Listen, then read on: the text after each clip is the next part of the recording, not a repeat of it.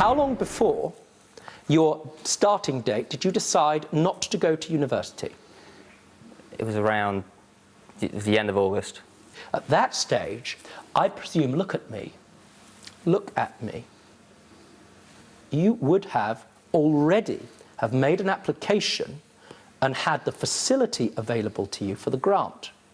In other words, because you're about to start in less than a few weeks, all of your applications for grants must have been completed. In fact, there would have been a closing date way before the end of August. Correct? Yes, Judge. Did you make that application for a grant and I can check? Yes, Judge. You made that application? Yes, Judge. And they wrote back to you and said what? That I was entitled to the grant. Did you have to provide evidence of your father's earnings for that application? Yes, Judge. What did you provide? What did you say? Well, I provided statements. And did you disclose on that form that you already had access to £8,000? no, Judge. Did he ask you for any of those things? He told me that he'd need it, Judge. Did you give it to him? No, he never came to that stage. Can I ask you again, sir? So don't you tell me porkies. Did you make a completed grant application? Completed one with all of the supporting material, yes or no? No, Judge. Why did you lie to me? Why? I don't know, Judge. You do know. You know what situation your dad is in now. Do you know how difficult this case is to bring against you? And what difficult legal territory he's in here, suing you? You decided not to go to university, correct? Yes, Judge. Great. You haven't made an application for a grant despite a clear and unequivocal promise in writing that you would. No difficulty. You made that decision, I'm going to believe you, at the end of August. It's very easy, because the money was under his bed. It was going to be used exclusively for the purpose of paying for university, which would have been money well spent. Agreed, Dad? Yes, Judge. So on the 1st of September, once he'd settled into the decision not to go, and it may be that he had work experience elsewhere, had you set that up? No, Judge. No.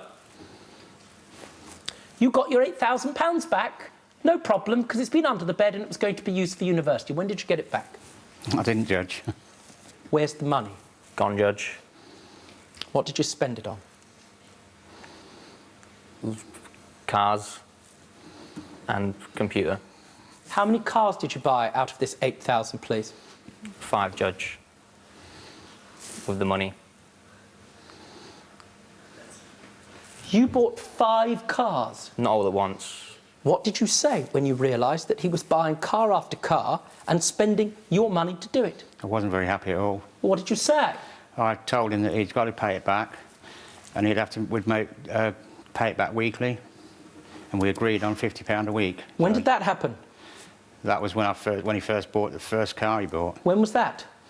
Was that before or after he made the decision not to go to university? After. Sir, that is a big problem for your case, and I have to tell you, it's the first I've heard it just now. Well, he'd like... Listen, you gave your son £8,000 from your very, very precious savings.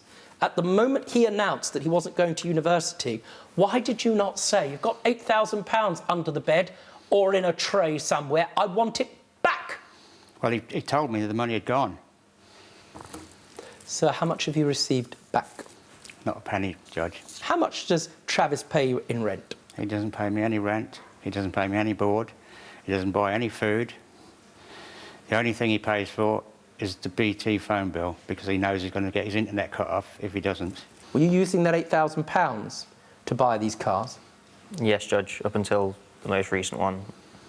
How much did you have left in your kitty, let's call it that, at the time you told Dad you weren't going to university?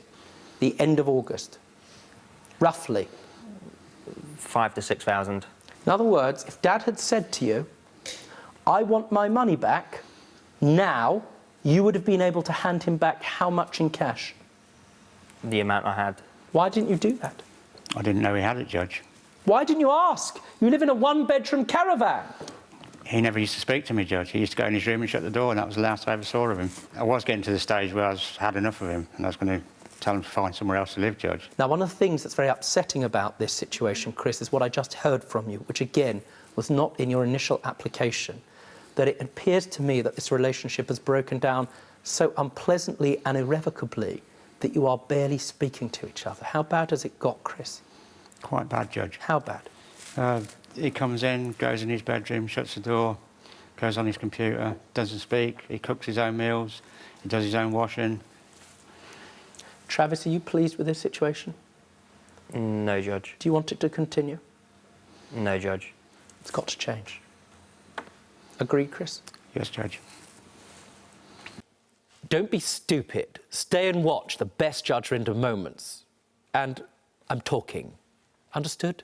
Don't be a moron. Subscribe to Judge Rinder YouTube channel. Right now. That's an order.